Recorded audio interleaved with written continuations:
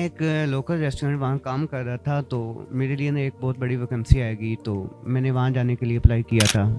वो Saudi embassy में था। तो वहाँ जो मेरे एग्जेक्टिव शेफ थे, उन्होंने मुझे बोला है कि तू वहाँ जा ही नहीं सकता, तू कभी कामयाब नहीं हो सकता। अल्हम्दुलिल्लाह अभी मैंने पीआईसीसी का एक कंपटीशन होता है, वर्ल्ड चैम्पियनशिप, उसकी फर्स्ट रनर अप रहा हूँ मैं। तो 3 साल से मेरी मेहनत थी उसको जीतने के लिए। अभी अल्हम्दुलिल्लाह अल्लाह ने मुझे वो सक्सेस दी है, तो अभी मैं कामयाब हुआ इस साल। मैं कंपटीशन पे जा रहा था, मेरे सीनियर मुझे ये कह रहे थे, ये बड़ा बेवकूफ़ सा बंदा है, ये खुद पैसे लगा के जा रहा है। मैं कहता था एक दिन आएगा, तो एक दिन आया। अब इस बार मैं गया हूँ, मेरे पीछे कुछ 10 ब्रांड खड़े थे पैसे लगाने वाले, तो मैं वहाँ घूम के आ गया हूँ, सब कुछ किया है मैंने। 3 लाख रुपये तक मेरा खर्चा हुआ है, 1 रुपया भी मैंने जेब से नहीं लगाया।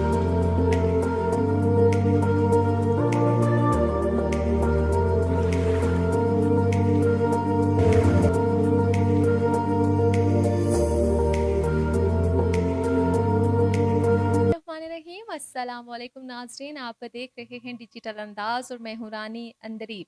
नाज़रीन, आज एक और नई सक्सेस स्टोरीज़ के साथ हम आपके साथ हाजिर हुए हैं और आज की सक्सेस स्टोरी भी बड़ी ख़ास है। और आप जैसा कि मेरे साथ देख रहे होंगे कि इस वक्त हम मौजूद हैं इस्लामाबाद के बड़े ही फेमस रेस्टोरेंट सवीटा ओलिक्स में।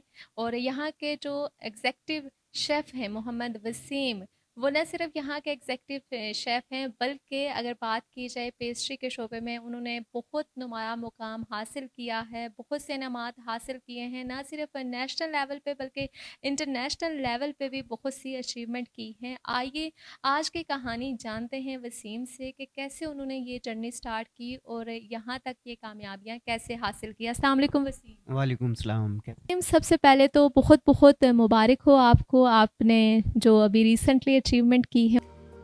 जी अल्हम्दुलिल्लाह अभी मैंने पीआईसीसी का एक कंपटीशन होता है, वर्ल्ड चैम्पियनशिप, उसकी फर्स्ट रनर अप रहा हूँ मैं। तो 3 साल से मेरी मेहनत थी उसको जीतने के लिए। अभी अल्हम्दुलिल्लाह अल्लाह ने मुझे वो सक्सेस दी है, तो अभी मैं कामयाब हुआ इस साल। तो अल्हम्दुलिल्लाह ये एक स्वीटॉल एक मेरा रेस्टोरेंट है, तो इस पे मैं काम कर रहा हूँ 2 साल हो गए हैं। तो इसको मैंने सब कुछ अपने हाथों से तैयार किया। अल्हम्दुलिल्लाह अब इस्लामाबाद में सबसे फेमस रेस्टोरेंट ये जा रहा है। ये बताइए कि आपने कौन सा डिपार्टमेंट जो है वो चूज़ किया है अपना काम करने के लिए जब आप इस शोबे में आए। मैंने बेकरी का पेस्ट्री का मैंने डिपार्टमेंट यूज़ किया था। जो मेरे पहले टीचर हैं वो मेरे भाई हैं, सगे भाई हैं, उनसे मैंने सीखा सारी चीज़ें। तो उनसे सीख सीख के उन्होंने एडवाइस किया, फिर आगे आगे निकलते गए। ठीक हो गया। तो वसीम, मुझे ये बताइए कि अभी तक की जो आपकी जर्नी है ये कब स्टार्ट हुई है और आपने जो जो चीज़ें बनाई हैं सबसे फेवरेट आइटम आपका कौन सा था। अल्हम्दुलिल्लाह फ़िलहाल तो सब भी बहुत अच्छे हैं। मेरे सबसे ज़्यादा केक बहुत अच्छे होते हैं। Cheese cake, lotus cheese cake, ये मेरा सबसे फेमस केक है। और यहाँ स्वीटॉलिक पे भी वो है पिस्ताशियो ट्री मिल्क केक, वो अल्हम्दुलिल्लाह पूरे इस्लामाबाद में किसी के पास नहीं है। ठीक हो गया। वैसे मुझे ये बताएं कि इस पूरी जर्नी में आपका कोई ऐसा यादगार मोमेंट हो जो आप हमारे नाज़रीन के साथ शेयर करना चाहते हो। अच्छा तो बहुत हैं, बुरे भी हैं। बुरे मैं जल्दी भूल जाता हूँ, क्योंकि बुरी चीज़ों को मैं याद नहीं रखता, क्योंकि ये माजी को भुला देना बेहतर होता है। एक लोकल रेस्टोरेंट वहाँ काम कर रहा था, तो मेरे लिए ना एक बहुत बड़ी वैकेंसी आएगी, तो मैंने वहाँ जाने के लिए अप्लाई किया था। वो सऊदी एम्बेसी में था। तो वहाँ जो मेरे एग्जेक्टिव शेफ थे, उन्होंने मुझे बोला है कि तू वहाँ जा ही नहीं सकता, तू कभी कामयाब नहीं हो सकता। मुझे इतना गुस्सा आया, खैर मैंने बर्दाश्त किया। ठीक 1 माह बाद मैं वहाँ एग्जेक्टिव शेफ गया। वहाँ मेरी सैलरी थी 18,000, वहाँ मेरी थी $1200। एम्बेसी में डॉलर में सैलरी मिलती है। तो वहाँ फिर जब मुझे उन्होंने गाड़ी भी दी, मैं गाड़ी लेके वो नादानी में थोड़ा सा उनसे मिलने के लिए आ गया। फिर मैंने आके कह भी दिया, मैंने कहा शेफ साहब आप तो कहते थे मुझे जॉब नहीं मिलनी, ये देखो आज मेरे पास गाड़ी भी है, उन्होंने दी है। तो ये इस तरह के बहुत से काम किए मैंने। ठीक हो गया। अच्छा वसीम, अब ये बताइए कि आपके नज़दीक एक अच्छा पेस्ट्री शेफ़ बनने के लिए सबसे अहम सलाहियत क्या होनी चाहिए। मुझे लगता है सबसे पहले आप अच्छा इंसान होना चाहिए, अपने सीनियर की इज़्ज़त करने वाला होना चाहिए। जो अपने सीनियर की इज़्ज़त करता है ना, वो हमेशा कामयाब होता है। मैं अगर यहाँ अपने भाई का नाम ना लूँ, नसीर साहब मेरे बड़े भाई हैं, और छोटे भाई उमर भाई, वो भी अल्हम्दुलिल्लाह यहाँ एक शेफ़ हैं, लाहौर की ब्रांच स्वीट वाले की, वही देख रहे हैं। नसीर साहब की वजह से आज हम यहाँ मैं पहुँचा हूँ, तो नसीर साहब का 100% इसमें हाथ है। अगर नसीर साहब ना हो मुझे यहाँ तक पहुँचाते, शायद मैं ना पहुँचता।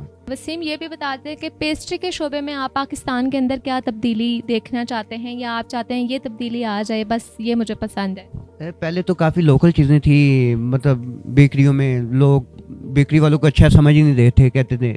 मैं आपको एक छोटे मज़े की बात बताता हूँ। मेरे गाँव में एक बुज़ुर्ग था, तो उन्होंने पूछा है कि ये बच्चा क्या करता है? मेरा अब्बू कहता है ये होटल में होता है, कहता है वहाँ चाय बनाता है। तो मतलब लोग ऐसे समझते थे। अब बेकरी में बहुत यूनिक चीज़ें आ गई हैं, जो पहले वो लोकल बिस्किट ये होते थे ना, वो अब नहीं है, वो अब बहुत चेंजिंग आ मतलब स्टैंडर्ड आप चाहते हैं कि एक मेंटेन रहे। जी, बिल्कुल, उससे भी अच्छा मैं कहता हूँ होना चाहिए। जब से मैं स्वीटोलिक पे आया हूँ, तो यकीन करें मैंने बहुत बहुत कम ओनर देखे, मुझे लगता है मैंने देखे ही नहीं है, जो अपने वर्कर के साथ इतने सिंसियर हैं। कोई मसला हो, छोटा-सा मसला हो, बहुत उनकी इज़्ज़त करते हैं। और मतलब इनका फ़ोकस ये नहीं है कि हम बिज़नेस को देखें। वो कहते हैं यहाँ 50 प्लस से ज़्यादा लोग हैं स्वीटोलिक पे जिनका रिज़्क लगा हुआ है। वो हमेशा जब भी हम बैठते हैं उनके बारे में बात करते रहते हैं कि सर ये बच्चे बहुत अच्छे हैं, इनके बारे में आप ख्याल किया करें, कोई छोटा सा मसला हो तो आप हमें बताया करें, इनकी सैलरी का, किसी चीज़ का भी। तो मैं कहता हूँ बहुत अच्छे हैं। ठीक हो गया। अच्छा, वैसे तो आपके भाई आपके आइडियल हैं और आपके फेवरेट हैं, तो आपके भाई के अलावा अगर आप किसी पेस्ट्री शेफ़ का नाम लेना चाहें तो कौन आपका फेवरेट है? वो मेरे सीनियर हैं, अशरफ साहब, जो का वो वहाँ होते हैं पीसी होटल में एग्जेक्टिव शेफ हैं पेस्ट्री में, वो मेरे आइडियल हैं। और मैं कहता हूँ अगर मेरे पास कुछ भी और दुआएं हों, सब कुछ हो, मैं उनके लिए सब कुछ। और नसीर साहब वो मेरे लिए बहुत ख़ास हैं। वसीम, कुछ अपने मेडल्स के और अचीवमेंट के बारे में भी बता दें, क्योंकि ऑफ द कैमरा जब हमारी बात हो रही थी तो आप कुछ जिक्र कर रहे थे। ऐसे है कि कोई भी काम है ना, उसके लिए मेहनत आपको ज़रूरी करनी पड़ती है।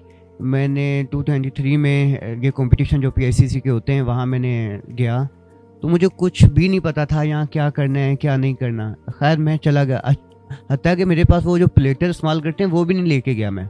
अच्छा मैंने किया, कुछ सीनियर थे जैसे अशरफ साहब का नाम लिया, उन्होंने मुझे बताया कि बेटा यूँ नहीं यूँ करें। अच्छा मैं आ गया, मुझे वहाँ उस वक्त 4 मेडल मिले, वो सिल्वर थे। तो मैं वापस आ गया, मैंने कहा नेक्स्ट टाइम फिर अच्छे से तैयारी करके जाऊँ। जब मैं नेक्स्ट टाइम गया तो मेरे पास 12 गोल्ड मेडल थे, तो वो मुझे मिले। अब इस बार मैं फिर गया हूँ, तो इस बार मेरे पास 4 मेडल थे, गोल्ड मेडल थे। उसके बाद ये मेरी काफ़ी खास रनर अप मैं रहा हूँ पूरे पाकिस्तान में।